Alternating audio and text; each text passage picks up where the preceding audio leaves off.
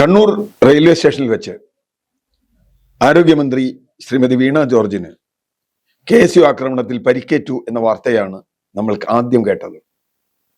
KSUക്കാർ കരിങ്കൊടി കാണിച്ചു, മന്ത്രിയുടെ കഴുത്തിന് ഇടിച്ചു, കൈപിടിച്ച് ഞെരിച്ചു.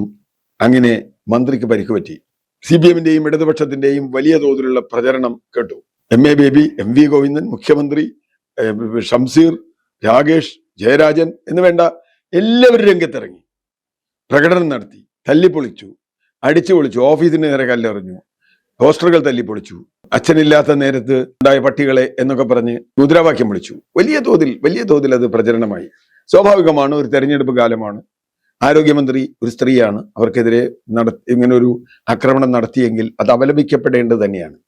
പക്ഷേ നുണ ലോകം മുഴുവൻ കറങ്ങി വന്നപ്പോഴാണ് സത്യം പുറത്തു വന്നത്. എന്താ സത്യം? അവിടെ കിട്ടാവുന്ന മുഴുവൻ CCTV ഫുട്ടേജുകളും പരിശോധിച്ചു. എല്ലാ ഫുട്ടേജുകളും ചാനലുകൾ എടുത്തതും റെയിൽവേയുടെയും എല്ലാം പരിശോധിച്ചു കഴിഞ്ഞപ്പോൾ ഈ വീണ ജോർജ് എന്ന മന്ത്രിയുടെ 7 അയലത്ത് പോലും ഒരു KSUക്കാരൻ എത്തിയിട്ടില്ല. കാരണം 4-5 KSUക്കാരെ ഉണ്ടായിരുന്നുള്ളൂ. എന്നാൽ 30-50 പോലീസുകാർ അവിടെ ചുറ്റുമുണ്ടായിരുന്നു. ആ പോലീസുകാര് ഇവരെ വളഞ്ഞ് രക്ഷിച്ചു. സ്വാഭാവികമാണ്, പോലീസുകാരുടെ ജോലി അതാണ്. KSUക്കാരെ പിടിച്ചുകൊണ്ടുപോകണതും ഇതെല്ലാം നമ്മൾ ദൃശ്യങ്ങൾ കാണാം. ഒരിടത്ത് പോലും ഒരു കയ്യകലത്തിൽ എന്നല്ല, 2 കയ്യകലത്തിൽ KSUക്കാരെ നമ്മൾ കാണാനില്ല. ഇത് വലിയ വിവാദമായി, ഇത് ചർച്ചയായി. അത് മാത്രമല്ല, അവിടെ നിന്ന് അവർ 3ാമത്തെ പ്ലാറ്റ്ഫോമിൽ ചെല്ലുന്നു. ഇവരൊക്കെ തെറി പറഞ്ഞുകൊണ്ട്, ചീത്ത പറഞ്ഞുകൊണ്ട്, അപ്പടി ഇപ്പടി വാടാ പോടാ എന്നൊക്കെ വിളിച്ചുകൊണ്ട് ആവേശത്തോടുകൂടി 3ാമത്തെ പ്ലാറ്റ്ഫോമിൽ ചെല്ലുന്നു. അവിടെ ചെല്ലുമ്പോൾ ബഹുമാനപ്പെട്ട സ്പീക്കർ അവിടെ നിൽക്കുന്നു. സ്പീക്കർക്കാണ് ഇതിൽ എന്തോ ഒരു സംഗതി ഉണ്ടല്ലോ എന്ന് മനസ്സിലായി. സ്പീക്കർ ഉടനെ മുഖ്യമന്ത്രിയെ വിളിക്കുന്നു. മുഖ്യമന്ത്രിയെ വിളിക്കുന്നതോടുകൂടി കഴുത്തിന് വേദന വരുന്നു. കുറെ ബഹളമുണ്ടായി, തിക്കും തിരക്കുമുണ്ടായി എന്നാണ് മുഖ്യമന്ത്രിയോട് വീണ ജോർജ് പറയുന്നത്. എന്നെ ആരെങ്കിലും അടിച്ചു എന്ന് അവർ പറയുന്നില്ല. സ്പീക്കറാണ് പറയുന്നത് ആരോഗ്യമന്ത്രിയെ KSUക്കാർ ആക്രമിച്ചു എന്ന്. അദ്ദേഹം അവിടെ കൂടെ ഉണ്ടായിരുന്ന ആളാണ്, അല്ലെങ്കിൽ ആ റെയിൽവേ സ്റ്റേഷൻ ഉണ്ടായിരുന്ന ആളാണ്. അവിടുത്തെ പോലീസുകാരോടോ അവിടുത്തെ ഏതെങ്കിലും ആളുകളോടോ ഏതെങ്കിലും CCTVയോ ഏതെങ്കിലും അദ്ദേഹത്തിന് പരിശോധിക്കാമായിരുന്നു. ഇതൊന്നും പരിശോധിക്കാതെ സ്പീക്കർ അങ്ങ് പ്രഖ്യാപിച്ചു. അപ്പൊ ആ പ്രഖ്യാപനത്തിന്റെ പുറത്താണ് പിന്നെ കേരളം മുഴുവൻ കത്തിയത്. ഇപ്പോൾ അതെല്ലാം ട്രോളായി തിരിച്ചു വന്നു. എന്താ? അത് മാത്രമല്ല, ആരോഗ്യമന്ത്രി ICUവിൽ പ്രവേശിപ്പിച്ചു. വെന്റിലേറ്റർ ഓൺ ചെയ്യാത്ത ICUവിലാണ് ആരോഗ്യമന്ത്രി കിടന്നതെന്ന് എല്ലാവരും കണ്ടു.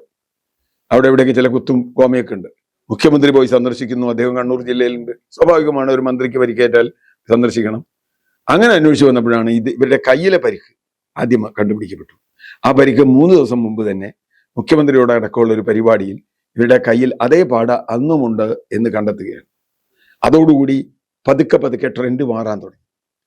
അത് കഴിഞ്ഞ് CCTV ദൃശ്യങ്ങൾ പലവട്ടം എന്തൊക്കെ ചെയ്തിട്ടും ഒരു പുതിയ CCTV ദൃശ്യം ഇവരെ ആക്രമിക്കുന്നത് കണ്ടെത്താൻ കഴിഞ്ഞില്ല. അതോടുകൂടി എല്ലാ അർത്ഥത്തിലും ഇത് ബൂമറാങ്ങായി. അതും കഴിഞ്ഞ് ആശുപത്രി കിടന്ന ആൾ, തീരെ വയ്യ, ആരോഗ്യത്തിന് വളരെ മോശം എന്ന് പറഞ്ഞ് കിടന്നയാൾ രാവിലെ 4 മണിക്ക് ഡിസ്ചാർജ് ചെയ്ത് ICUന്ന് ഡിസ്ചാർജ് ചെയ്ത് കണ്ണൂരിൽ നിന്ന് തിരുവനന്തപുരത്തേക്ക് കാറിൽ യാത്ര ചെയ്തു. ആംബുലൻസിലെല്ലാം ഓർക്കണം, കാറിൽ യാത്ര ചെയ്തു.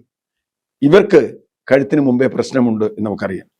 കഴിഞ്ഞ നിയമസഭാ തെരഞ്ഞെടുപ്പ് കാലത്ത് ഒരു ചെറിയ ആക്സിഡന്റ് ഉണ്ടാവുകയും, ചെറുതോ വലുതോ എന്നറിയില്ല, ഇവർ കഴുത്തിൽ കോളർ കെട്ടിയാണ് പല സ്ഥലത്തും പ്രചരണത്തിന് പോകണം നമ്മൾ കണ്ടത്.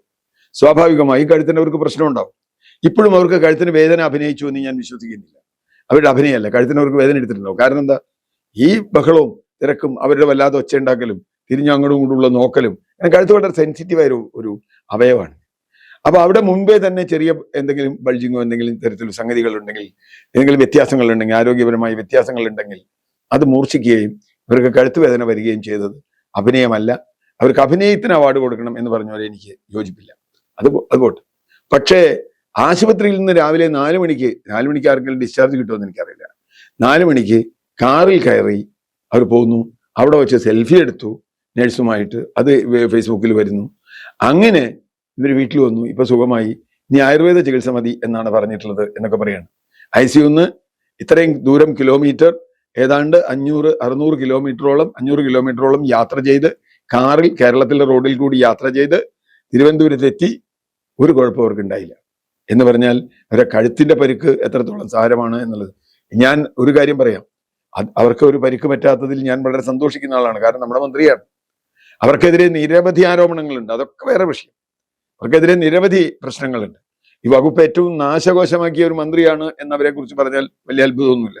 കാരണം നിരന്തരം ആരോപണങ്ങൾ വന്നുകൊണ്ടിരിക്കുക. ആരോപണങ്ങളല്ല, അനുഭവങ്ങൾ. വയറ്റിൽ കത്രിക, തലയിൽ കത്രിക, കോളേജ് ഇടിഞ്ഞു വീഴുന്നു, ആംബുലൻസിൽ റേപ്പ് ചെയ്യുന്നു, ICUവിൽ മാനഭംഗപ്പെടുത്തുന്നു, അല്ലെങ്കിൽ സ്ത്രീകളെ ഉപദ്രവിക്കുന്നു, ഹരാസ് ചെയ്യുന്നു. ഇതൊക്കെ നമ്മൾ കാണുകയാണ്.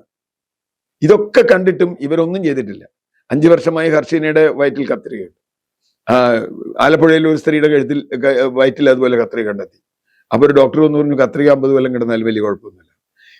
ഇതൊക്കെ കേട്ടിട്ടും ഒരു മടിയുമില്ലാതെ അവര് റിപ്പോർട്ട് മന്ത്രിയാണ്. ഏത് സംഭവം ഉണ്ടായാലും അവര് റിപ്പോർട്ട് ആവശ്യപ്പെടും. തിരുവനന്തപുരത്ത് റിപ്പോർട്ട് മേടിക്കും. ഈ കഴിഞ്ഞ 100-150 ഒറ്റപ്പെട്ട സംഭവങ്ങളിലെ റിപ്പോർട്ടുകൾ കൊണ്ട് തന്നെ അവരുടെ ഒരു അലമാര നിറഞ്ഞിട്ടുണ്ടാവും എന്നാണ് ഞാൻ വിചാരിക്കുന്നത്. ഇതിൽ ഏതെങ്കിലും റിപ്പോർട്ടിൽ നടപടിയെടുത്തോ? ഹാരിസ് പറയുന്ന ഡോക്ടർ, മെഡിക്കൽ കോളേജിലെ ഡോക്ടർ ഒന്ന് പറഞ്ഞ കാര്യങ്ങളൊക്കെ കേട്ടാൽ നമ്മൾ ഞെട്ടിപ്പോവും. നമ്പർ 1 കേരള എന്നൊക്കെ പറഞ്ഞിട്ട് കാര്യമില്ല. മാത്രമല്ല, ഇന്ത്യയിൽ തന്നെ ചികിത്സാ ചെലവിന്റെ 70% സ്വകാര്യ പോക്കറ്റിൽ നിന്ന് കൊടുക്കുന്ന ഏറ്റവും ഉയർന്ന ഔട്ട് ഓഫ് പോക്കറ്റ് എക്സ്പെൻഡിച്ചർ ഉള്ള സ്റ്റേറ്റുകളിൽ ഒന്നാണ് കേരളം എന്ന് രേഖപ്പെടുത്തപ്പെട്ടിട്ടുണ്ട്. അപ്പൊ നമ്പർ 1 അതിലാണോ കേരള ആയി എന്ന് എനിക്കറിയില്ല. ഏതായാലും ഇപ്പോൾ സംഗതി ആകെ തിരിഞ്ഞിരിക്കുന്നു. ഇവർക്ക് പോലീസ് ഇവരുടെ മൊഴി കൊടുക്കണം. അപ്പൊ ഏറ്റവും പ്രധാനപ്പെട്ട ചോദ്യം, ഇവരെ ആയുധം ഉപയോഗിച്ച് കൊല്ലാൻ ശ്രമിച്ചു എന്നാണ് കേസ്. അങ്ങനെയാണ് വധശ്രമം എന്ന് പറഞ്ഞു കഴിഞ്ഞാൽ ജാമ്യം കിട്ടാത്ത കേസാണ്. KSU നേതാക്കന്മാരെ പിടിച്ച് ജയിലിലിട്ടേക്കണം. അപ്പൊ വധശ്രമം വേണമെങ്കിൽ ഒരു ആയുധം വേണമല്ലോ. ഇന്നലെ ഗോവിന്ദ മാഷ് പറഞ്ഞ് ഗറില്ല ശൈലിയിലാണെന്ന്. അത് അവർക്ക് നല്ല പരിചയമുള്ളതാവും. പക്ഷേ ഗോവിന്ദ മാഷ്ക്ക് പരിചയമുണ്ടെന്നല്ല, പഴയ കമ്മ്യൂണിസ്റ്റുകാർക്കൊക്കെ പരിചയമുണ്ട്. ഗറില്ല ശൈലിയിലാണ് അവർ വന്നത്. ഗറില്ല ശൈലിയിൽ ഇങ്ങനെ റെയിൽവേ സ്റ്റേഷന് മുമ്പിലാണോ ഗറില്ല ശൈലിയിൽ ആക്രമിക്കുക? അതൊക്കെ പോട്ടെ. പിന്നെ ഗോവിന്ദ മാഷ് ആയതുകൊണ്ട് എന്ത് പറഞ്ഞാലും നമ്മളത് ആ മൂല്യം അതിന് കിട്ടാറില്ല. ഗോവിന്ദ മാഷ് വാക്കിന് പഴയ ചാക്കിന്റെ വിലയില്ല എന്നുള്ളത് CPM-കാർക്ക് തന്നെ അറിയാം, തമാശയായ പലപ്പോഴും. അതുകൊണ്ട് തന്നെ ഇവിടെ കേസിന് അതൊന്നും പറ്റില്ലല്ലോ. CPM-കാർ പറയുന്നതോ മുഖ്യമന്ത്രി പറയുന്നതോ കേസിന് കാര്യമല്ലല്ലോ. കേസിന് എന്ത് വേണം? തെളിവ് വേണം. അപ്പോൾ കണ്ണൂർ പോലീസ് ഇപ്പോൾ ചോദിച്ചിട്ടുള്ള തെളിവ് പ്രധാനമായും ഒരു കാര്യമാണ്. ജുഡീഷ്യൽ മജിസ്ട്രേറ്റ് കോടതിയിൽ ഇത് കുറ്റപത്രം കൊടുക്കണമെങ്കിൽ എന്ത് ആയുധം കൊണ്ടുവന്നു ഇവർ എന്ന് തെളിയണം. ഇവർ മന്ത്രിയുടെ അടുത്തെത്തിയോന്ന് തെളിയണം. ആയുധം ഇവരുടെ കയ്യിലുണ്ടായിരുന്നു എന്ന് തെളിയിച്ചില്ലെങ്കിൽ വലിയ പ്രതിസന്ധിയാണ്. ഇവരുടെ കയ്യിൽ ഞാൻ കണ്ട ഒരേ ഒരു ആയുധം കരിങ്കൊടിയാണ്. കരിങ്കൊടി കൊണ്ട് വേണമെങ്കിൽ കഴുത്ത് മുറുക്കി ഒരാളെ കൊല്ലാന്നല്ലാതെ ഏതെങ്കിലും അർത്ഥത്തിൽ അതിനൊക്കെ സൗകര്യം കിട്ടുമോ? കാരണം ഇത്രയും പോലീസുകാരൊക്കെ നിൽക്കുമ്പോൾ. അപ്പൊ പിന്നെ വേറെ ഏതെങ്കിലും ആയുധം കൊണ്ട് ഇവരെ ആക്രമിച്ചു എന്ന വാദം നിലനിൽക്കാൻ പോകുന്നില്ല. അതുകൊണ്ട് തന്നെ ഈ കേസ് നിലനിൽക്കാൻ പോകുന്നില്ല. നമുക്കറിയാം, മുഖ്യമന്ത്രിയെ കൊല്ലാൻ ശ്രമിച്ചു വിമാനത്തിൽ വെച്ച് എന്ന് പറഞ്ഞൊരു കേസ് എടുത്തു.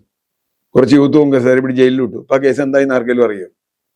യദു എന്ന് പറയുന്ന ഒരു ട്രാൻസ്പോർട്ട് ഡ്രൈവർ, അവിടെ ഒരു CCTV ദൃശ്യം കിട്ടാനുണ്ട് നമുക്ക്. അവരെ വഴി തടഞ്ഞു നിർത്തി ആര്യ രാജേന്ദ്രൻ മേയറും അതുപോലെ അവരുടെ ഭർത്താവ് MLA-യും ചേർന്ന് നിർത്തി കുഴപ്പങ്ങൾ ഉണ്ടാക്കി. അയാൾ ചീത്ത പറഞ്ഞു എന്നൊക്കെ പറഞ്ഞു. പാവ അതിന്റെ പണി പോയി. പക്ഷേ മേയറുടെ പണിയും പോയി. മേയർക്ക് ഇനി പുതിയ പണി കിട്ടുമെന്നറിയില്ല. ഏതായാലും അവിടെയും ഒന്നും കിട്ടാനില്ല. കഴിഞ്ഞ ലോക്സഭാ തെരഞ്ഞെടുപ്പ് കാലത്ത് കാഫിർ സ്ക്രീൻഷോട്ട് കേരളം മുഴുവൻ ചർച്ച ചെയ്തു. ഷാഫിക്കെതിരായി വന്നൊരു പ്രചരണമാണ്. ആ കേസ് എന്തായി? ആ കേസും എവിടെ എത്തിയില്ല. എന്ന് പറഞ്ഞാൽ വീണ ജോർജിനെ ആക്രമിച്ചു എന്ന് പറയുന്ന കേസ് എവിടെ എത്തില്ല. അതോ ഇവിടെ എത്താതിരിക്കുകയും അത് ബൂമറാങ് ആവും. തീർച്ചയായിട്ടും ബൂമറാങ് ആവും. കാരണം എന്താ, ഇങ്ങനൊരു കേസ് ഇത്രയും വ്യാപകമായി കേരളത്തിൽ പ്രകടനവും അടിപിടിയും തല്ലിപ്പൊളിക്കലും ബോംബേറും ഒക്കെ ഉണ്ടായിട്ടു ഒരു ക്രിമിനൽ കേസ് പോലും അതിൽ നിലനിൽക്കുന്നില്ല എങ്കിൽ ഈ CPM LDF പറഞ്ഞതിന് എന്താ അർത്ഥം? CPM വളരെ വളരെ അപകടകരമായ ഒരു അവസ്ഥയിലാണ് നിൽക്കണേ. കാരണം വീണ ജോർജിന്റെ കേസ് ഇനി ഒരാൾക്ക് പറയാൻ പറ്റാത്ത അവസ്ഥയിൽ കാര്യങ്ങൾ നിൽക്കുകയാണ്.